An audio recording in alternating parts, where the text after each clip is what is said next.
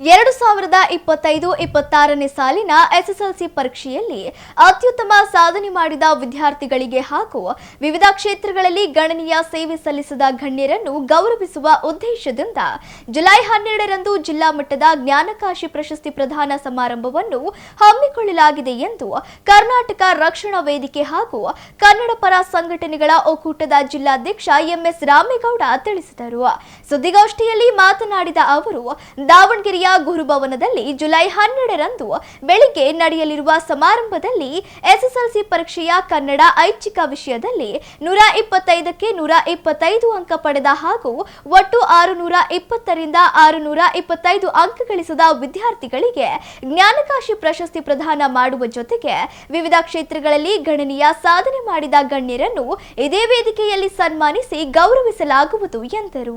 ಕಾರ್ಯಕ್ರಮವನ್ನು ಕರ್ನಾಟಕ ರಾಜ್ಯ ಮಹಿಳಾ ಆಯೋಗದ ಅಧ್ಯಕ್ಷೆ ಡಾಕ್ಟರ್ ನಾಗಲಕ್ಷ್ಮಿ ಚೌಧರಿ ಅವರು ಉದ್ಘಾಟಿಸಲಿದ್ದು, ಕರವೇ ಜಿಲ್ಲಾಧ್ಯಕ್ಷ ಎಂಎಸ್ ರಾಮೇಗೌಡ ಪ್ರಾಸ್ತಾವಿಕವಾಗಿ ಮಾತನಾಡಲಿದ್ದಾರೆ.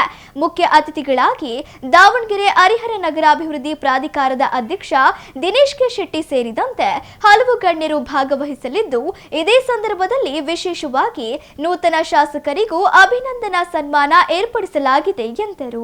ಸುದ್ದಿಗೋಷ್ಠಿಯಲ್ಲಿ ಸಂಘಟನೆಯ ಪ್ರಮುಖರಾದ ರವಿಕುಮಾರ್, ಜಬೀಹುಲ್ಲಾ, ರಫೀಕ್, ಖಾದರ್ ಭಾಷಾ, ಸಬೀನ್ ಬಾನು ಸೇರಿದಂತೆ ಮತ್ತಿತರರು ಇದ್ದರು. ಮನೆ ಮಾತಾಗಿದೆ ಅಂತ ಹೇಳೋದಕ್ಕೆ ನನಗೆ ಹೆಮ್ಮೆ ತರುವಂಥ ವಿಚಾರ. ಅದರ ಜೊತೆಗೆ ಒಂದಿಷ್ಟು ಸಮಾಜಮುಖಿ ಕೆಲಸವನ್ನು ಸಹ ರಕ್ಷಣಾ ವೇದಿಕೆ ಮಾಡ್ತಾ ಬಂದಿದೆ.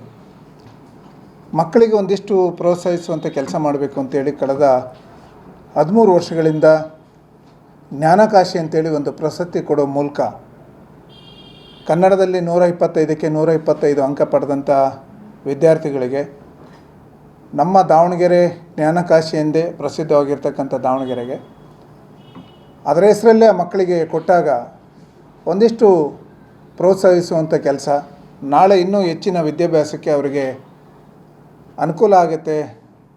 ನಾಳೆ ಡಾಕ್ಟ್ರ್ ಆಗ್ಬೋದು, ಇಂಜಿನಿಯರ್ ಆಗ್ಬೋದು, DC ಆಗ್ಬೋದು, SP ಆಗಿ ಬರ್ಬೋದು, ಇನ್ಯಾವುದಾದ್ರು ರಾಜಕಾರಣಿಯಾಗೇ ಬರ್ಬೋದು. ಯಾವ ರೂಪದಲ್ಲಾದರೂ ಕನ್ನಡಿಗರು ಬೆಳಿಬೇಕಾಗಿದೆ. ಆ ನಿಟ್ಟಿನಲ್ಲಿ ಕರವೇ ಆ ಉದ್ದೇಶ ಇಟ್ಕೊಂಡು ಕಳೆದ 13 ವರ್ಷಗಳಿಂದ ಈಗ 14ನೇ ವರ್ಷದ ಈ ಕಾರ್ಯಕ್ರಮ. ಜೊತೆಗೆ 2 ವರ್ಷದಿಂದ 620ರಿಂದ 625ರವರೆಗೆ ಅಂಕ ಪಡೆದಂಥ ವಿದ್ಯಾರ್ಥಿಗಳಿಗೂ ಸಹ ಗೌರವಿಸುವಂಥ ಕೆಲಸ, ಅವ್ರಿಗೂ ಸಮೇತ ಜ್ಞಾನಕಾಶಿ ಅಂತೇಳಿ ಪ್ರಶಸ್ತಿ ಕೊಡುವಂಥ ಕೆಲಸ ಮಾಡ್ತಾ ಬಂದಿದೆ. ಈ ವರ್ಷ 386 ಜನ 125ಕ್ಕೆ 125 ಅಂಕವನ್ನು ಪಡೆದಂಥ ವಿದ್ಯಾರ್ಥಿಗಳು ದಾವಣಗೆರೆ ಜಿಲ್ಲೆಯಲ್ಲಿದ್ದಾರೆ. 386. 625ರಿಂದ 620ರವರೆಗೂ ಅಂಕ ಪಡೆದಂಥ ವಿದ್ಯಾರ್ಥಿಗಳು 9 ಜನ ವಿದ್ಯಾರ್ಥಿಗಳಿದ್ದಾರೆ, ವಿದ್ಯಾರ್ಥಿನಿಯರು. ಒಟ್ಟಿಗೆ 395 ಜನ ವಿದ್ಯಾರ್ಥಿಗಳಿಗೆ ಜ್ಞಾನಕಾಶಿ ಪ್ರಶಸ್ತಿಯನ್ನು ನೀಡುವಂಥ ಕೆಲಸ ಕರ್ನಾಟಕ ರಕ್ಷಣಾ ವೇದಿಕೆ ಮಾಡುತ್ತೆ. ದಿನಾಂಕ 12ನೇ ತಾರೀಕು ಭಾನುವಾರ ಇದೇ ತಿಂಗಳು ದಾವಣಗೆರೆ ಅಕ್ಕಮಹಾದೇವಿ ರಸ್ತೆಯಲ್ಲಿರ್ತಕ್ಕಂಥ ಗುರುಭವನ, ಆ ಗುರುಭವನದಲ್ಲಿ ಕಾರ್ಯಕ್ರಮ ಆಯೋಜನೆಯನ್ನು ಮಾಡಲಾಗಿದೆ. ಈ ಕಾರ್ಯಕ್ರಮದ ಉದ್ಘಾಟನೆಯನ್ನು ಮಹಿಳಾ ಆಯೋಗದ ಅಧ್ಯಕ್ಷರಾದಂಥ ಡಾಕ್ಟರ್ ನಾಗಲಕ್ಷ್ಮಿ ಚೌಧರಿ ಅವರು ಈ ಕಾರ್ಯಕ್ರಮದ ಉದ್ಘಾಟನೆಯನ್ನು ಮಾಡ್ತಾರೆ. ಅಧ್ಯಕ್ಷತೆಯನ್ನು ನಮ್ಮ ಜಿಲ್ಲಾ ಗೌರವಾಧ್ಯಕ್ಷರು ವಾಸುದೇವ ರಾಯ್ಕರ್ ವಹಿಸ್ತಾರೆ. ಪ್ರಾಸ್ತಾವಿಕವಾಗಿ ಆ ವಿಚಾರವನ್ನು ಕುರಿತು ಮಾತಾಡ್ತೇನೆ. ನಾನು ಪ್ರಶಸ್ತಿ ವಿತರಣೆಯನ್ನು ದಾವಣಗೆರೆ ಹರಿಹರ ಅಭಿವೃದ್ಧಿ ಪ್ರಾಧಿಕಾರದ ಅಧ್ಯಕ್ಷರಾದಂಥ ದಿನೇಶ್ ಕೆ ಶೆಟ್ಟಿ ಅವರು ಪ್ರಶಸ್ತಿ ವಿತರಣೆ ಮಾಡ್ತಾರೆ. ಕಳೆದ 4 ವರ್ಷಗಳಿಂದ ಈ ಪ್ರಶಸ್ತಿಯನ್ನು, ಯಾಕೆಂದರೆ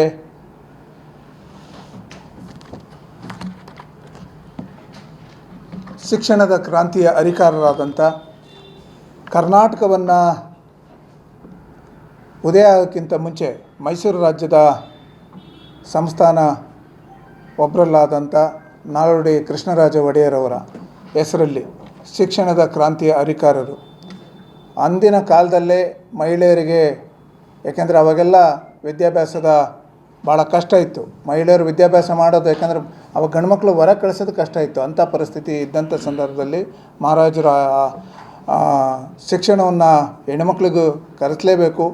ಅವರು ಹೆಣ್ಣು ಈ ರಾಜ್ಯದಲ್ಲಿ ದೇಶದಲ್ಲಿ ಮಾದರಿಯಾಗಿ ಬೆಳಿಬೇಕು ಅಂತೇಳಿ ಮಹಾರಾಜರು ಆ ಹೆಣ್ಣು ಮಕ್ಕಳಿಗೆ ಶಿಕ್ಷಣ ಕೊಡುವಂಥ ಕೆಲಸ ಮಾಡಿಸಿದ್ದು ಹಲವಾರು ಸಾವಿರಾರು ಲಕ್ಷಾಂತರ ಯುವಕರಿಗೆ ಕಣ್ಮಣಿಯಾಗಿ ಕೆಲಸ ಮಾಡಿ ಈ ರಾಜ್ಯಕ್ಕೆ ದೇಶಕ್ಕೆ ಕೀರ್ತಿ ತಂದಂಥ ನಾಲ್ವಡಿ ಕೃಷ್ಣರಾಜ ಒಡೆಯವರ ಹೆಸರಲ್ಲಿ ಪ್ರಶಸ್ತಿಯನ್ನು ಕಳೆದ 4 ವರ್ಷಗಳಿಂದ ಕೊಡ್ತಾ ಇದ್ದೇವೆ.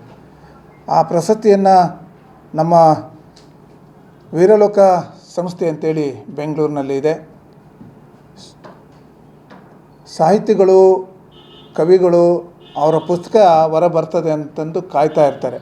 ಅಷ್ಟರ ಮಟ್ಟಿಗೆ ಆ ಪುಸ್ತಕವನ್ನು ಮುದ್ರಣ ಮಾಡುವಂಥ ವ್ಯವಸ್ಥೆ ಮಾಡುವಂಥ ಪ್ರತಿ ವರ್ಷ ಪುಸ್ತಕದ ಸಂತೆ ಅಂತೇಳಿ ವೀರಲೋಕ ಪುಸ್ತಕ ಸಂತೆ ಅಂತೇಳಿ ಕಳೆದ ಭಾನುವಾರ ತುಮಕೂರಲ್ಲಿ ಯಶಸ್ವಿಯಾಗಿ ನಡೆದಿದೆ.